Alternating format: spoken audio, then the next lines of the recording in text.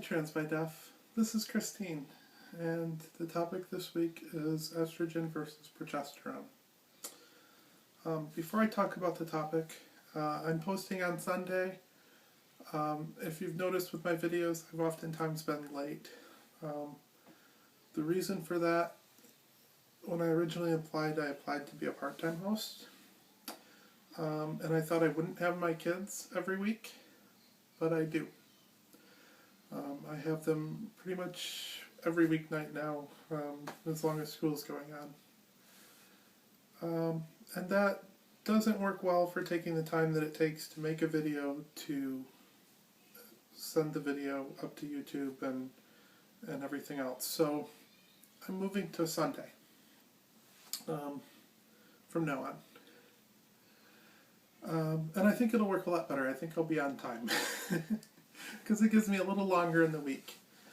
Anyway, so the topic this week, progesterone versus estrogen. Jenny has done a great job talking about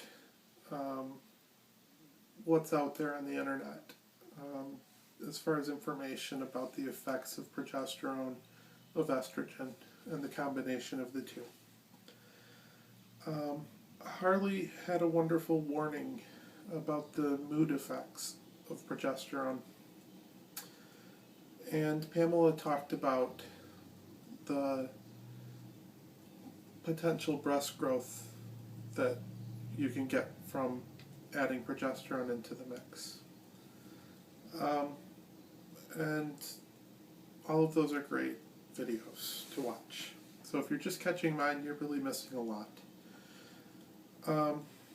For me, I don't think I'll ever be prescribed progesterone. I follow the WPATH standards of care, and the WPATH standards of care talk about the use of progesterone being controversial. And the reason that it's controversial is because while many people think it gives you additional breast growth,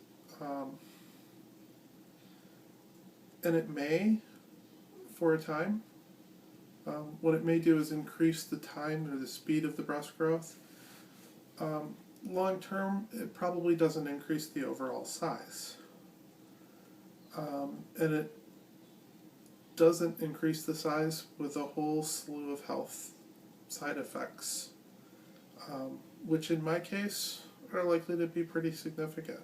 I think I've talked about it before, but I have type 2 diabetes. And I had it before I started estrogen. As a result, my estrogen prescription isn't for estradiol as a pill, but it's for a transdermal patch.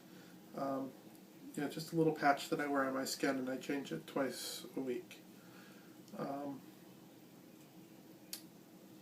The reason for that is because the risk of deep vein thrombosis is roughly 1/6 of what it is with those little pills.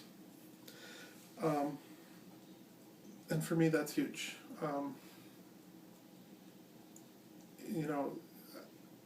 I would much prefer to have the same risks as natal women do, especially since I have all the other risks already present in my system. It's just one less thing to worry about. And adding that progesterone, it's too much for me. I will, of course, follow my doctor's recommendation. My doctor and my counselor both follow WPATH standards of care.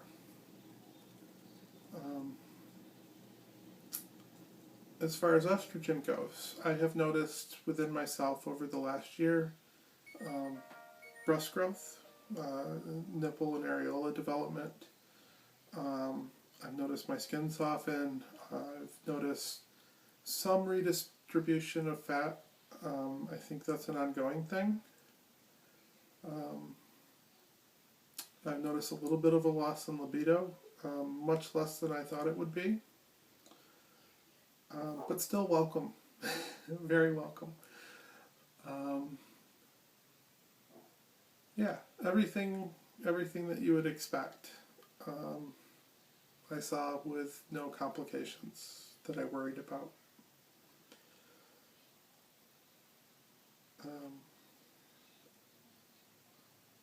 Yeah.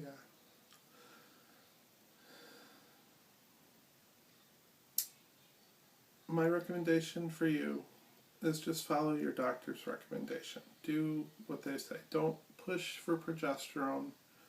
Let them bring it up. In time, you will have the breast growth that you're looking for. If you're young and in very good health, okay, bring it up if it's not fast enough. But anticipate that it's probably going to make it faster development, but not larger overall. And that's really all I have to say on this week's topic. But I do want to talk about a topic from a few weeks ago. We talked about relationships, and when we talked about relationships, I was feeling kind of blah about mine. And I didn't really think I would find anybody doing the online dating thing. In point of fact,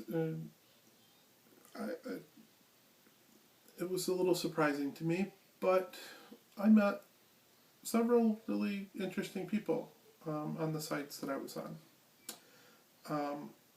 Most of them were local. I didn't actually set up any dates with any of them, though, because before I did, I met somebody who wasn't local. But she captured my heart. And so I'm dating her, and I've been dating her now for a couple weeks. And it's pretty amazing.